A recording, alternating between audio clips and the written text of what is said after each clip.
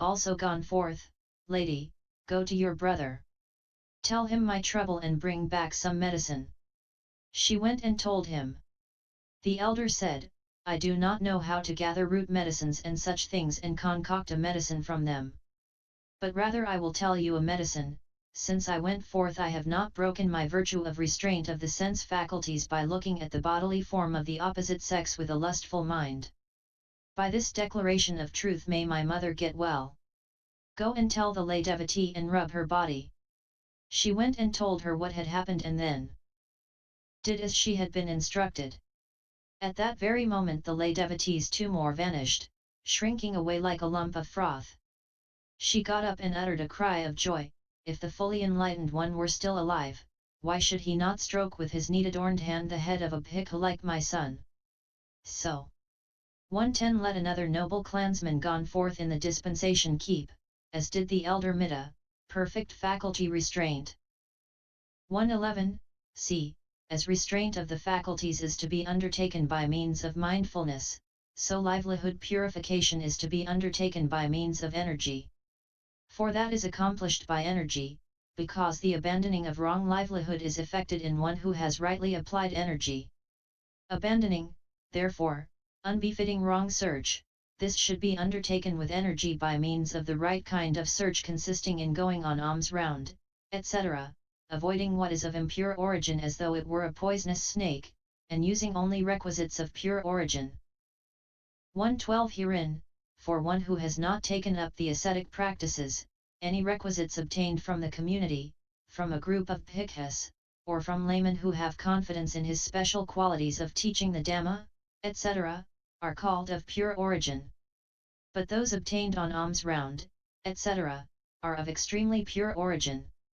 For one who has taken up the ascetic practices, those obtained on alms round, etc., and, as long as this is in accordance with the rules of the ascetic practices, from people who have confidence in his special qualities of asceticism, are called of pure origin.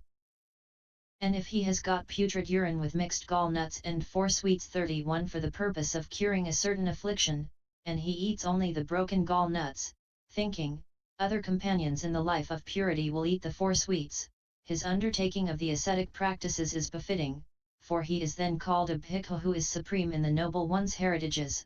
A228. 113 As to the robe and the other requisites, no hint, indication, roundabout talk, or intimation about robes and alms food is allowable for a bhikkhu who is purifying his livelihood.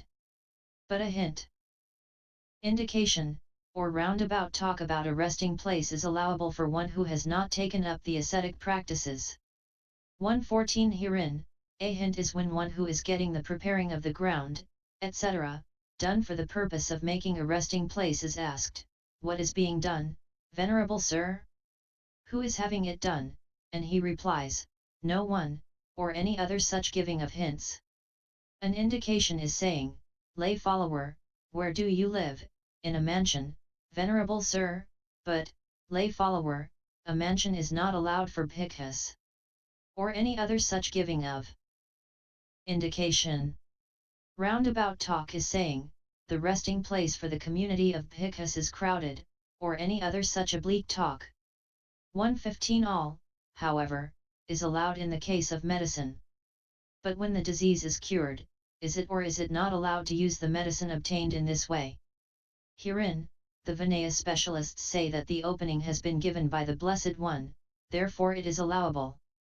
But the Sutta specialists say that though there is no offense, nevertheless the livelihood is sullied, therefore it is not allowable. 116 But one who does not use hints, indications, roundabout talk, or intimation, though these are permitted by the Blessed One, and who depends only on the special qualities of fewness of wishes, etc., and makes use only of requisites obtained otherwise than by indication, etc., even when he thus risks his life, is called supreme in living in effacement, like the Venerable Sariputta. 117 It seems that the Venerable One was cultivating seclusion at one time, living in a certain forest with the elder Mahamoggalana. One day an affliction of colic arose in him, causing him great pain. In the evening the elder Mahamoggalana went to attend upon him. Seeing him lying down, he asked what the reason was. And then he asked, "What used to make you better formerly, friend?" The elder said, "When I was a layman, friend, my mother used to mix ghee, honey, sugar, and so on, and give me rice gruel with pure milk. That used to make me better." Then the other said, "So be it, friend. If either you or I have merit, perhaps tomorrow we shall get some." 118 Now, a deity who dwelt in a tree at the end of the walk overheard their conversation. Thinking, "I will find rice gruel for the Lord tomorrow," he went meanwhile to the family who was supporting the elder and entered into the body of the eldest son, causing him discomfort. Then he told the assembled relatives the price of the cure. "If you prepare rice gruel of such a kind tomorrow for the elder, I will set this one free." They said, "Even without being told by you we regularly supply the elder's needs," and on the following day they prepared rice gruel of the kind needed. 119 The elder Naoamoli came in the morning and said, "Stay here, friend, till I come back from the alms round." Then he went into the village. Those people met him. They took his bowl, filled it with the stipulated kind of rice gruel, and gave it back to him. The elder made as though to go, but they said, "Eat, venerable sir, we shall give you more." When the elder had eaten, they gave him another bowlful. The elder left. Bringing the alms food to the venerable Sariputta, he said, "Here, friend Sariputta, eat." When the elder saw it, he thought, "The gruel is very nice. How was it got?" And seeing how it had been obtained, he said, "Friend, the alms food cannot be used." 120 Instead of thinking, "He does not eat alms food brought by the likes of me," the other at once took the bowl by the rim and turned it over on one side. As the rice gruel fell on the ground, the elder's affliction vanished. From then on it did not appear again during 45 years. 121 Then he said to the venerable Naoamoli, "Friend, even if one's bowels come out and trail on the ground, it is not fitting to eat gruel got by verbal intimation," and he uttered this exclamation, "My livelihood might well be blamed if I were to consent to eat the honey and the gruel obtained by influence of verbal hints. And even if my bowels obtrude and trail outside, and even though my life is to be jeopardized, I will not blot my livelihood." Mill 370. "For I will satisfy my heart by shunning all wrong kinds of search, and never will I undertake the search the Buddhas have condemned." 122 And here too should be told the story of the elder Mahatissa, the mango eater who lived at Siragumba 32, see 132 below. So in all respects, a man who has gone forth in faith should purify his livelihood, and, seeing clearly, give no thought to any search that is not good. 123, d. And as livelihood purification is to be undertaken by means of energy, so virtue dependent on requisites is to be undertaken by means of understanding. For that is accomplished by understanding, because one who possesses understanding is able to see the advantages and the dangers in requisites. So one should abandon greed for requisites and undertake that virtue by using requisites obtained lawfully and properly, after reviewing them with understanding in the way aforesaid. 124 Herein, reviewing is of two kinds, at the time of receiving requisites and at the time of using them. For use, paribhaga, is blameless in one who at the time of receiving robes, etc., reviews them either as mere elements or as repulsive, and puts them aside for later use, and in one who reviews them thus at the time of using them. 125 Here is an explanation to settle the matter. There are four kinds of use: use as theft, use as a debt, use as an inheritance, use as a master. Herein, use by one who is unvirtuous and makes use of requisites, even sitting in the midst of the community, is called use as theft. Use without reviewing by one who is virtuous is use as a debt, therefore the robe should be reviewed every time it is used, and the alms food lump by lump. One who cannot do this should review it before the meal, after the meal, in the first watch, in the middle watch, and in the last watch. If dawn breaks on him without his having reviewed it, he finds himself in the position of one who has used it as a debt. Also the resting place should be reviewed each time it is used. Recourse to mindfulness both in the accepting and the use of medicine is proper, but while this is so, though there is an offense for one who uses it without mindfulness after mindful acceptance, there is no offense for one who is mindful in using after accepting without mindfulness. 126 Purification is of four kinds: purification by the teaching, purification by restraint, purification by search, and purification by reviewing. Herein, virtue of the Padamokha restraint is called purification by the teaching, for that is so called because it purifies by means of teaching. Virtue of restraint of faculties is called purification by restraint, for that is so called because it purifies by means of the restraint in the mental resolution, I shall not do so again.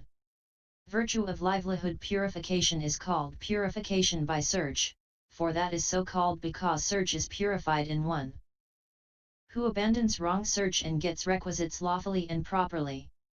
Virtue dependent on requisites is called purification by reviewing, for that is so called because it purifies by the reviewing of the kind already described. Hence it was said above, 125 There is no offense for one who is mindful in using after accepting without mindfulness. 127 Use of the requisites by the seven kinds of trainers is called use as an inheritance, for they are the Buddha's sons, therefore they make use of the requisites as the heirs of requisites belonging to their father. But how then, is it the Blessed One's requisites or the laity's requisites that are used? Although given by the laity, they actually belong to the Blessed One, because it is by the Blessed One that they are permitted. That is why it should be understood that the Blessed One's requisites are used. The confirmation here is in the Dhammadayata Sutta, MN 3. Use by those whose cankers are destroyed is called use as a master, for they make use of them as masters because they have escaped the slavery of craving. 128 As regards these kinds of use as a master and use as an inheritance are allowable for all. Use as a debt is not allowable, to say nothing of use as theft. But this use of what is reviewed by one who is virtuous is use freed from debt because it is the opposite of use as a debt or is included in use as an inheritance too. For one possessed of virtue is called a trainer too because of possessing this training. 129 As regards these three kinds of use, since use as a master is best, when a bhikkhu undertakes virtue dependent on requisites, he should aspire to that and use them after reviewing them in the way described. And this is said. The truly wise disciple who listens to the Dhamma, as taught by the Sublime One, makes use, after reviewing, of alms food, and of dwelling, and of a resting place, and also of the water for washing dirt from robes, SN 391. So like a drop of water lying on leaves of lotus, a bhikkhu is unsullied by any of these matters. By alms food, and by dwelling and by a resting place, and also by the water for washing dirt from robes, SN 392. Since aid it is untimely procured from another. The right amount he reckons, mindful without remitting in chewing and in eating. In tasting food besides, he treats it as an ointment applied upon a wound. Source untraced, so like the child's flesh in the desert. Like the greasing for the axle. He should eat without delusion. Nutriment to keep alive. Source untraced. 130 And in connection with the fulfilling of this virtue dependent on requisites there should be told the story of the novice Sayagarakita the nephew. For he made use of requisites after reviewing, according as it is said. Seeing me eat a dish of rice quite cold, my preceptor observed, Novice, if you are not restrained, be careful not to burn your tongue. On hearing my preceptor's words, I then and there felt urged to act and, sitting in a single session, I reached the goal of arahantship. Since I am now waxed full in thought, like the full moon of the 15th, M3 277, and all my cankers are destroyed. There is no more becoming now.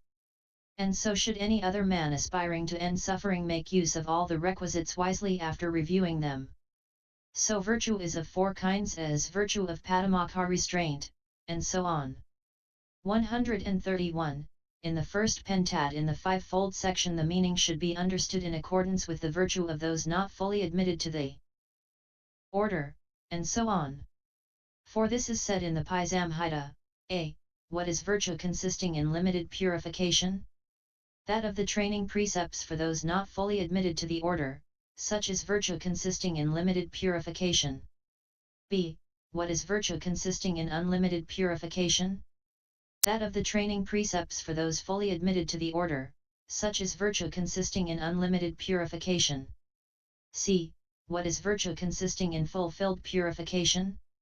That of magnanimous ordinary men devoted to profitable things, who are perfecting the course that ends in trainership, regardless of the physical body and life, having given up attachment to life, such is virtue of fulfilled purification. d. What is virtue consisting in purification not adhered to? That of the 7 kinds of trainer, such is virtue consisting in purification not adhered to. e. What is virtue consisting in tranquilized purification? That of the perfect ones. Disciples with cankers destroyed, of the Pakska Buddhas, of the perfect ones.